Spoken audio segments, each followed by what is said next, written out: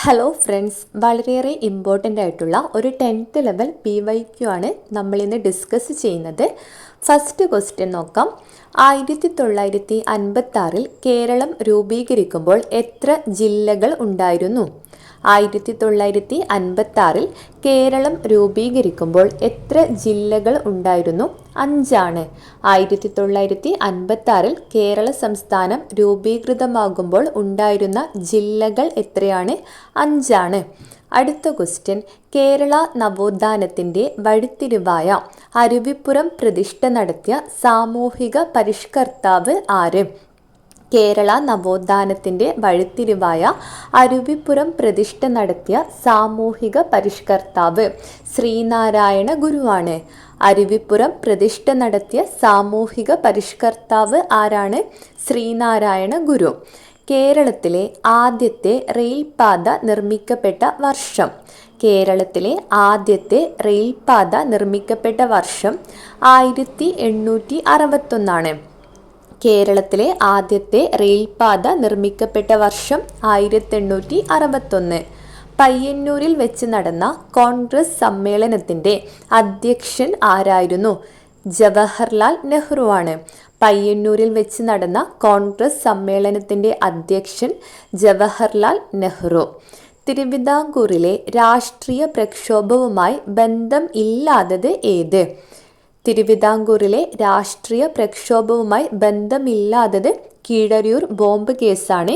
Keezhariyur bomb case നടന്നത് കോഴിക്കോട് ജില്ലയിൽ വെച്ചാണ്. ബന്ധമുള്ളവയാണ് പുന്നപ്ര വയലാർ സമരം, നിവർത്തന പ്രക്ഷോഭം, മലയാളി മെമ്മോറിയൽ. അടുത്ത ക്വസ്റ്റ്യൻ, വൈക്കം സത്യാഗ്രഹത്തിന് നേതൃത്വം വഹിച്ചിരുന്നത് ആരായിരുന്നു? വൈക്കം സത്യാഗ്രഹത്തിന് നേതൃത്വം വഹിച്ചിരുന്നത് ആരായിരുന്നു? TK മാധവനാണ്. വൈക്കം സത്യാഗ്രഹത്തിന് നേതൃത്വം നൽകിയ വ്യക്തിയാണ് ആര്? TK മാധവൻ. 1817 ഗൗരി പാർവതിബായി പുറപ്പെടുവിച്ച വിളംബരത്തിലെ ശ്രദ്ധേയമായ പരിഷ്കാരം എന്തായിരുന്നു?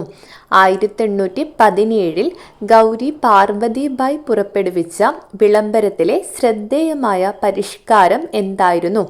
പ്രൈമറി വിദ്യാഭ്യാസം സൗജന്യമാക്കി.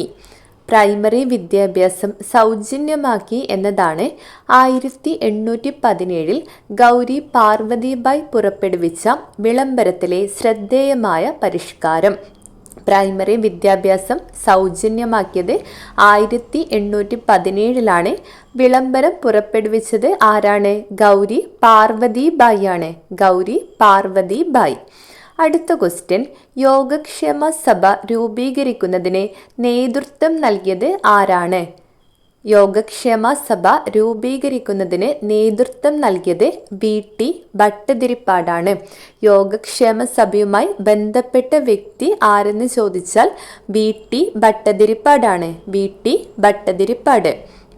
അടുത്ത ക്വസ്റ്റ്യൻ, 1920 മഞ്ചേരിയിൽ നടന്ന മലബാർ രാഷ്ട്രീയ സമ്മേളനത്തിൽ ഉൾപ്പെടാത്ത വിഷയം? 1920 മഞ്ചേരിയിൽ നടന്ന മലബാർ രാഷ്ട്രീയ സമ്മേളനത്തിൽ ഉൾപ്പെടാത്ത വിഷയം ഇതിലേതാണ്? ജനസംഖ്യാനുപാത സംവരണം ആണ്. നമ്മളിതിൽ പഠിച്ചു വെക്കേണ്ടത് 1920 മഞ്ചേരിയിൽ നടന്ന മലബാർ രാഷ്ട്രീയ സമ്മേളനത്തിൽ ഉൾപ്പെട്ട വിഷയങ്ങൾ ഏതൊക്കെയാണെന്നാണ്. ഇമ്പോർട്ടൻ്റ് ആണ്, പഠിച്ചു വെക്കുക. ഭരണ പരിഷ്കരണം, കുടിയായ്മ പ്രശ്നം, ഖിലാഫത്ത്.